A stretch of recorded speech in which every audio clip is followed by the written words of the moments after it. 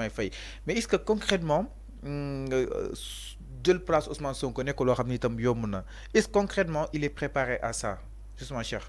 Ouais, mais c'est-à-dire Ousmane Sonko may yàlla la am Ousmane Sonko dafa am may yàlla. C'est comme don bi ko yàlla may moom moo ko am. Donc nag il a tenu en haleine tout le pays. Et d'ailleurs ñenn ci électeurs yi xooluñu c'est pas Bassirou qui les intéresse ce qui les intéresse c'est Ousmane Sonko et Ousmane Sonko moo tànn Bassirou Diomaye c'est-à-dire Ousmane Sonko su ma tànnoon man wala mu tànn Ndiogou Afia tu vas avoir même effet électoral, tu vas avoir le soutien des électeurs. Maintenant, l'autre question, moi, taille. Mais serait préférable nous daal di tegu si li nga xam ne moo di le plan programmatique justement de ces candidats. Oui, mais c'est rare. Moi, il ne fait que poursuivre hein, le projet de Ousmane Sonko. Il ne pourrait faire autre que ça. Parce que Bassirou Diomaye Faye, il a été au cœur du passif en termes ñi ko créé ñi nga xamante ni ci leadership bi bokk nañ ci parce que y a pas que Ousmane Sonko derrière Ousmane Sonko il y a un leadership éclaté il y a Birame Souleye par exemple il y a El Malick il y a d'autres profils comme Amadou Ba Guy Marius Sagna a un profil mais peut-être à l'heure du choix Ousmane Sonko a jeté son dévolu sur Bassirou Diomaye Faye maintenant ñi ñëpp yamuñu ku nekk am nga loo mënee sa morom ku nekk mais nangul ni Ousmane Sonko moo am daraja boobu maintenant beneen bi da nga koy nangu parce que ni ñu tànnee Amadou Ba noonu la ñu tànnee Bassirou Diomaye Faye parce que Macky ay la yéwén yéene moo doon moo mu nekk candidat donc ñu jàpp ni Bassirou c'est un candidat par procuration noonu la Amadou Ba donc nekkee candidat par procuration donc parce que c'est un combat par procuration parce que c'est le combat Macky Sall contre Ousmane Sonko moom mooy procuration boobu rek loolu moo fi am parce que ñaar ñee ñooy tête de file écrit bi ñoom ñaar suñu c'est comme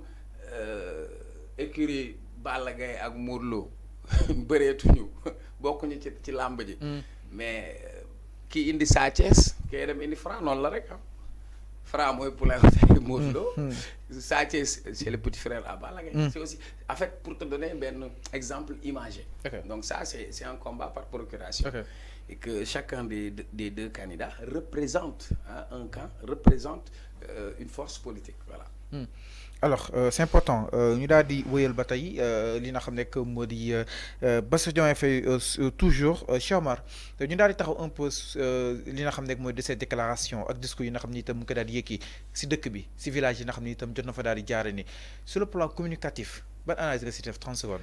oui mais ak li muy yëkkati est-ce que ce sont les questions de l'heure parce que mi ngi yëkkati yoo xam ni itam ñu bëri ñu koy reprendre capital bi aussi monnaie bi aussi et tant d'autres est-ce que genre de discours yu muy yëkki sont les questions véritablement de l'heure.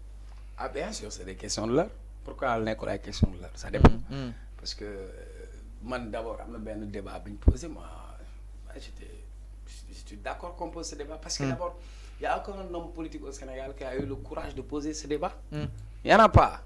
Est-ce que mos nga gis candidat bu attaqué CFA amul. Est-ce que yow entre nous quoi. Tu es fier de manipuler le CFA toi. Je te pose une question. Est-ce que tu es fier de manipuler le CFA? Si on n'a pas le choix. Non, on a toujours un choix. Pendant 60 ans, nous sommes colonisés. On a besoin d'avoir une souveraineté économique. Et cette souveraineté économique, elle passe par une souveraineté monétaire, oui ou non? Voilà. C'est clair. CFA, lu muy signifie Communauté française d'Afrique. C'est l'argent français quoi, Communauté française d'Afrique. xaalis bi fi ñu koy tëggee wuñ ko Sénégal. France lañ koy tëggee. usine bi defar bii bi France la nekk kan moo ñu garanti français moo ñu garanti. Est-ce qu'on va continuer comme ça ad vitam aeternam?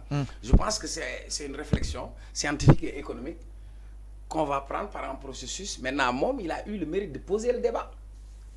Poser le débat bi au moins ñoom bàyyiwuñu ba ñëw di wax seen xalaat wax na ñoom li ñu gëm et li ñu gëm ñoom kese gëmuñu ko man loolu laa gëm personnellement. Maintenant c'est un débat économique, c'est un débat technique. Est-ce qu'on va rester ici xaaral Mané, est-ce qu'on a une souveraineté même sur le plan de la communication? Sur le plan technologique, est-ce que nous l'avons? Sur le plan même hydraulique, est-ce que nous l'avons?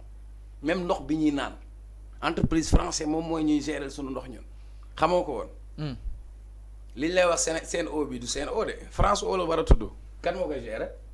Suez moo gagné contrat bi. Orange ñan ñoo fa nekk français yi ñoom ñoo ko moom Voilà. Autoroute à péage bi. Non, autoroute à péage bi. Efface Sénégal, ñal la. Tu penses que moi je suis fier d'y aller autoroute à péage bi. Je paie mon argent en territoire sénégalais tout en sachant que xaalis boobu France moo aussi jëriñu.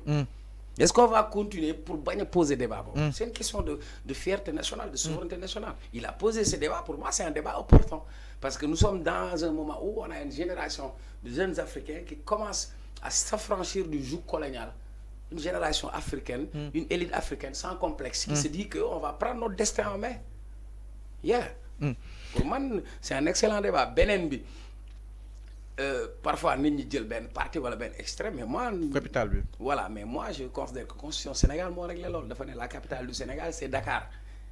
Mais nous pouvons changer. Nous pouvons changer, nous pouvons changer.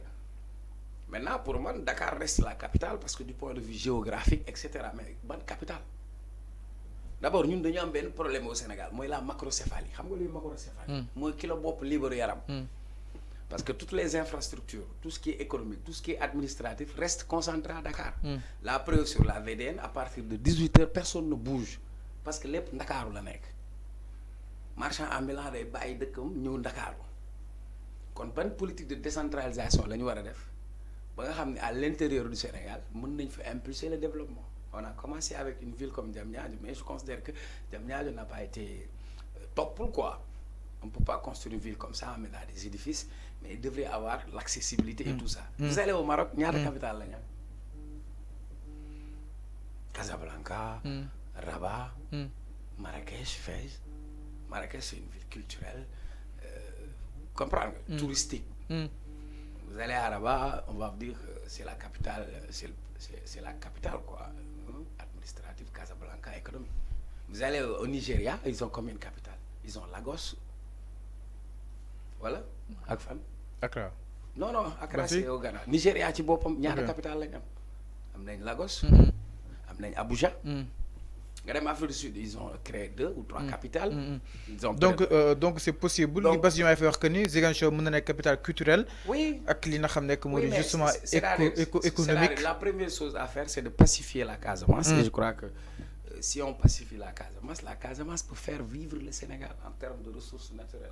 La Casamance peut être même une ville industrielle où il y aura la transformation, etc. Donc il a posé le bassin arachidier. C'est c'est entre Kaolack et Diourbel. Touba, c'est au centre du Sénégal qui reçoit du monde. Mbacké, c'est le département le plus grand. Donc cette politique de décentralisation, il programme Kandaï. Oui, parce que le développement, il commence à part. Moi, je suis un militant de la décentralisation. L'esprit de la décentralisation, ça veut dire on ne va pas tout centraliser au sommet. Mais le développement, il doit commencer à partir de la base. Donc ce sont les villes, les communes, les départements qui doivent porter le développement d'un pays. Donc pour moi, je vais stigmatiser là. Est-ce que le bon sens là, capitale économique ou la capitale administrative aurait dû être la capitale économique et culturelle. Mais elle ne l'est pas. Mais elle a une place au Sénégal. D'autant plus que c'est une question très sensible, il faudra le dire. Parce que si nous sommes au Sénégal, nous sommes Gambie, nous sommes au Sénégal. Donc pour nous, ça, nous sommes enclavés. Il y a une période où le bateau est démoul. Le Sénégal est enclavé. Le président Macky Sall joue un rôle parce qu'il fait le pont entre la Gambie et le Sénégal. Mais même du point de vue stratégique et géopolitique, on doit faire porter à d'autres villes le développement du Sénégal. Tout ne doit pas rester à Dakar, tout ne doit pas être concentré à Dakar. Alors c'est clair, exactement. C'est mon point de vue. Voilà. Alors, nous allons si peut-être une mauvaise nouvelle pour peut-être